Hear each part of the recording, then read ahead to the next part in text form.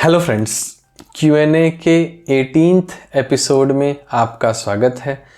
पिछले कुछ Q&A videos DDA को डेडिकेटेड रहे हैं। आपकी काफ़ी सारी क्वेरीज थी जो पाइल अप हो गई थी। I thought it's a good day to pick those. मैं कोशिश करूँगा कि इसको एक या दो या इवन 3 एपिसोड में ब्रेक करके आपके पास लाऊं। इन द मीन टाइम अगर आप अपनी क्वेरीज इंटरेक्टिव वे में रिजॉल्व करना चाहते हैं तो इलाइट ग्रुप ज्वाइन कर सकते हैं। मैंने इस YouTube चैनल पर मेंबरशिप ओपन की है। बहुत ही नॉमिनल चार्जेस हैं। वहाँ पर एजुकेटिव वीडियोस होंगे जो ऑब्वियसली यहाँ पर पब्लिकली बात नहीं की जा सकती, वो वाली बातें होंगी और इंटरेक्टिव वे में, जैसा कि मैंने कहा कि आपकी क्वेरीज रिजॉल्व भी की जाएंगी। तो प्लीज़ उसे ज्वाइन करें। We will surely meet once in a month. तो आज का पहला स्टेटमेंट देवेंद्र यादव जी लिखते हैं, Dholera GIFT MET city themselves are not successful till now. ये ग्लोबल सिटी पर लिख रहे हैं। What will be the future of global city in Gurgaon, so investors are not sure whether to invest or not. I think ये यही कहना चाहते हैं। यस, धोलेरा गिफ्ट और मेट अभी तक सक्सेसफुल नहीं हुए हैं, बट अगर देखा जाए तो एक पॉजिटिव पाथ पर ज़रूर हैं।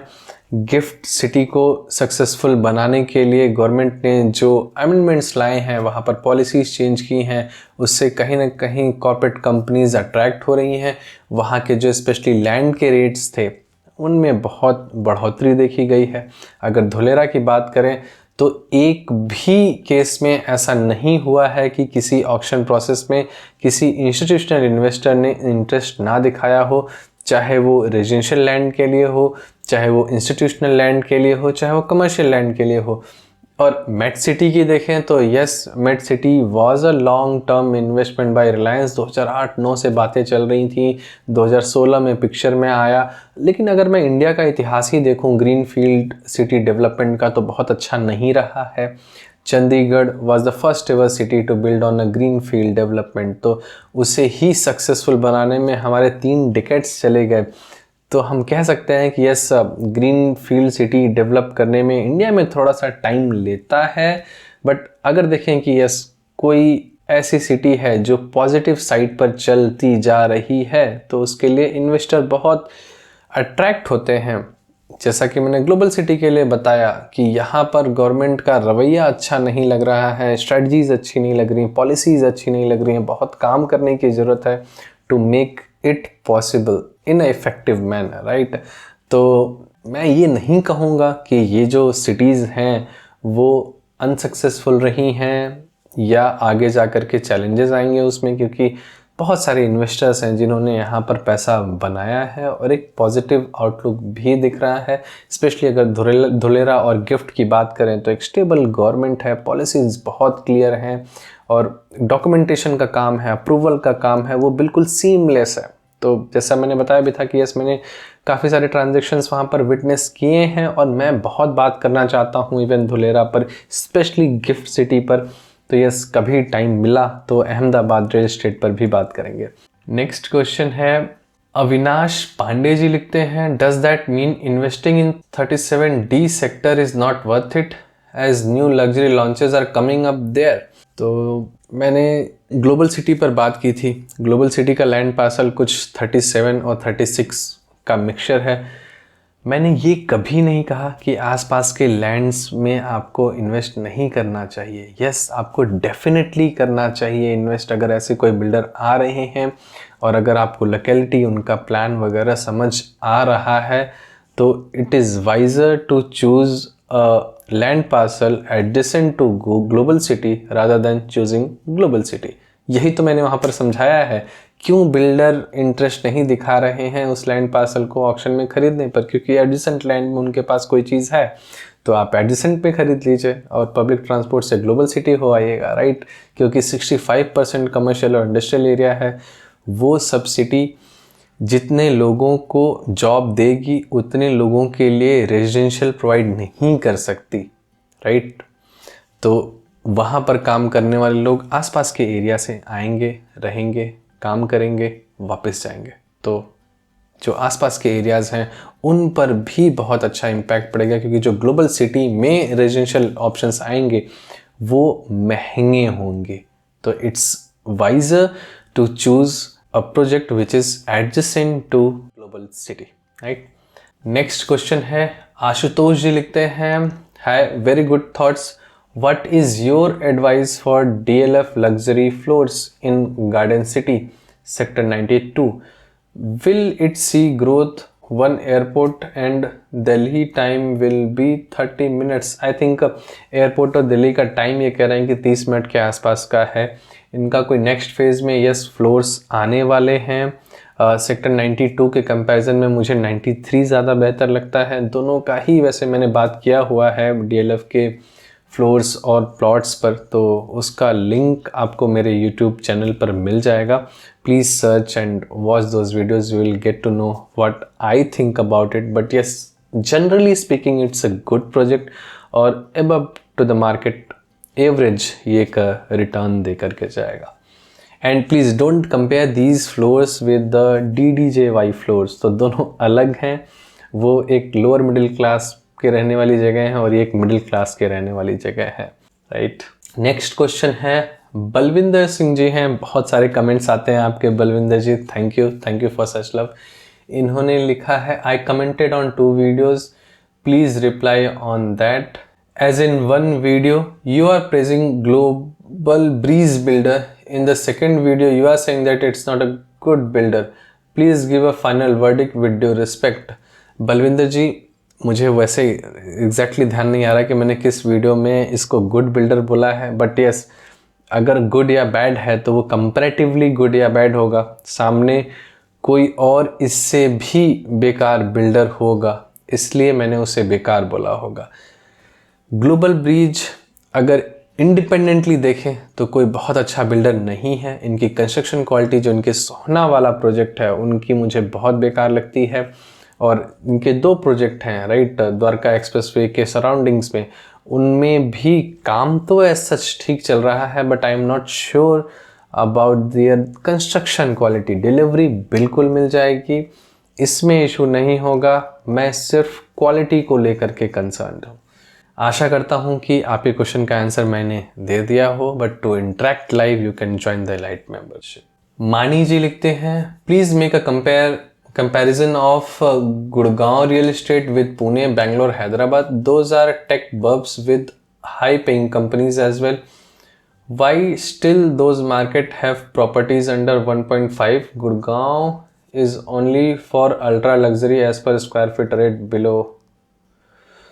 Gurgaon, yes, आप सही कह रहे हैं। पुणे, बेंगलोर, हैदराबाद, अगर हैदराबाद को देखें तो सबसे अच्छा रिटर्न पिछले साल में हैदराबाद ने दिया है।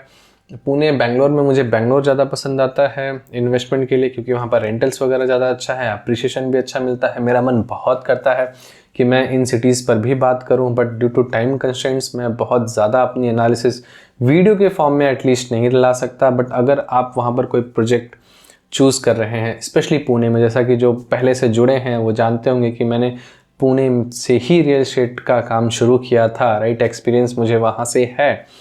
तो पुणे हो, बेंगलोर हो, हैदराबाद हो, I am here to help you. आप पर्सनली कनेक्ट कर सकते हैं नीचे दिए गए फॉर्म्स के लिंक से। I will reach out to you और project to project, locality to locality मैं आपको गाइड करने की कोशिश करूँगा और पूरा का पूरा गाइड करूँगा, राइट। तो इट्स नॉट ओनली कि मैं सिर्फ गुड़गांव करता हूँ या गुड़गांव की एक्सपर्टीज़ रखता हूँ, आई वर्क पैन इंडिया और पैन इंडिया एनालिसिस भी करता हूँ, but not on the YouTube. बस धीरे धीरे जैसे ही टाइम मिलता है, यूट्यूब पर ये कम्युनिटी ग्रो होती है, तो मैं वैसे वैसे और सिटीज़ भी कवर करता रहूँगा। But in today's time I am building the base from Gurgaon सब मार्केट, राइट। नेक्स्ट मानव शर्मा जी लिखते हैं, a builder got environment clearance on 22nd of January 2016. As per this date, his due date comes around 22nd January 2020. Then he applied for extension and he got extension till November 2021. Okay. Now the question is, which date is to be considered as a due date and from which date delay in possession charges will be calculated? देखिए जी, जो आप due date कह रहे हैं कि 2020 का due date है इस प्रोजेक्ट के लिए, पर्टिकुलर प्रोजेक्ट के लिए, तो 2020 में देखा जाए तो कोविड स्टार्ट नहीं हुआ था, तो फोर्स मेजॉर क्लॉज कोई लगता नहीं है, मतलब बिल्डर की ही कोई गलती है जिसकी वजह से कि डिले आया है। 2016 में जब आपने बिल्डर बायर एग्रीमेंट साइन किया था, उस टाइम पर रेरा कंप्लीशन डेट क्या था वो आपको देखना चाहिए। वहाँ पर जो डेट मेंशन है वही डेट आपकी डेट ऑफ डिलीवरी है और आप रेरा में कंप्लेन दायर कर सकते हैं for the compensation as well. और अगर 1 साल या 2 साल का डिले होता है तो कितना खर्च बैठता है हम जैसे इन्वेस्टर्स पर, इस पर मैं कभी डिटेल में बात करूँगा। राइट, अपॉर्चुनिटी कॉस्ट क्या होती है, हम यहाँ पर रेंट भी पे कर रहे हैं, इंटरेस्ट भी पे कर रहे हैं, डिले का बहुत बड़ा खर्च आता है, ये एक एडिशनल फाइनेंशियल लायबिलिटी बन जाती है। तो इस पर मैं कभी डिटेल में बात करना चाहता हूँ। बट यस, यहाँ पर कोई फोर्स मेजॉर क्लॉज नहीं है। मैंने इसी वीडियो में बात की है जो अंडरस्टैंडिंग द रेरा एक्सटेंशन है उसमें कि अगर फोर्स मेजॉर क्लॉज लगता है तो 2 या 2.5 साल का जो टाइम लग रहा है, एक्सटेंशन मिला है इन majority of the cases, right. Generally 1 साल से 1.5 साल का मिला है, बट कुछ कुछ केसेस में 2 से 2.5 साल का भी मिला है।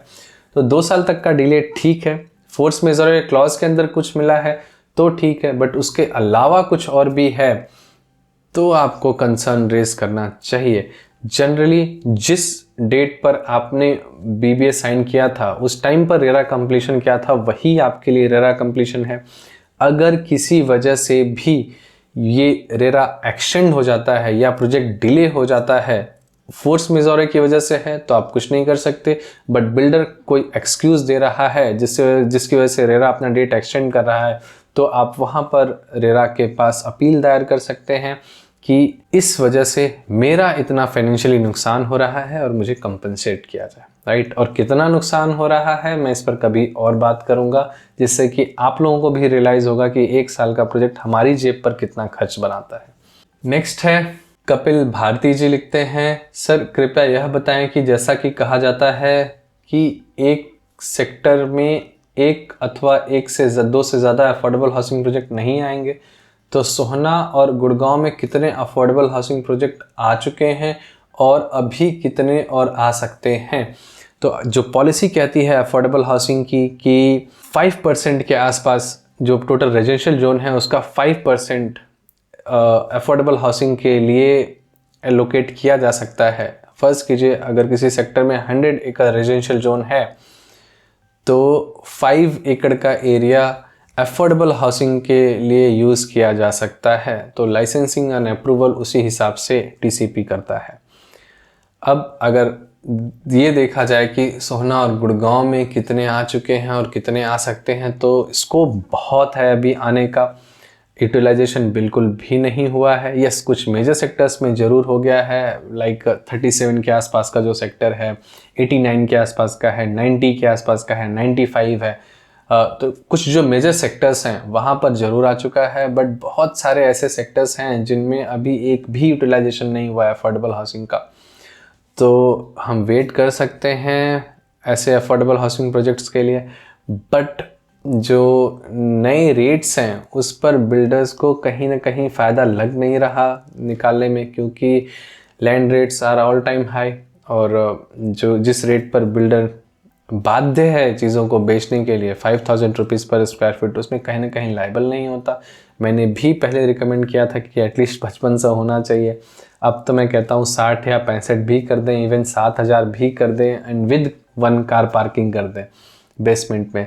तो ऐसा कुछ अमेंडमेंट लाया जा सकता है मे बी, और इसको 5 से 10% किया जा सकता है, but with car parking only. बिना कार पार्किंग ऐसे अफोर्डेबल हाउसिंग बहुत सारे बनाने का कोई मतलब नहीं बनता, क्योंकि वहाँ पर कहीं ना कहीं लोअर मिडिल क्लास या लोअर क्लास ही रहने आएगी।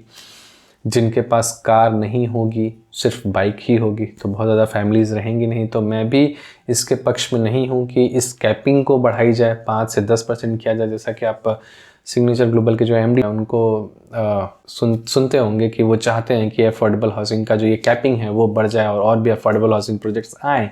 बट मुझे ऐसा लगता नहीं कि ज़रूरत है इन चीज़ों की बढ़ाने की। या ज़रूरत अगर है तो अफोर्डेबल हाउसिंग को बजट सेगमेंट पर अपग्रेड करने की, एटलीस्ट कार पार्किंग जो रजिस्टर्ड कार पार्किंग है बेसमेंट्स में उसे मैंडेटरी किया जाए। भले उसके लिए 1000 या 1500 रुपये जो भी स्क्वायर फीट का रेट बढ़ाया जा सकता है और बढ़ाया जाए, और जो लोअर मिडिल क्लास है उसको अफोर्डेबल हाउसिंग की डिमांड को मीट कराई जाए, राइट। गुड़गांव शहर बना है कार फ्रेंडली, और वहाँ पर बाइकों पर लोअर मिडिल क्लास भी मैं नहीं चाहता कि वो ऐसे ट्रैवल करे और अपनी जान जोखिम में डालते हुए इतनी इतनी चौड़ी सड़कों पर ड्राइव करे, राइड करे, राइट। तो आशा करता हूँ कि इस वीडियो के माध्यम से आपके जो क्वेश्चंस होंगे उनका आंसर दे पाया हूँ और ये आपके लिए काफ़ी हेल्पफुल रहा हो।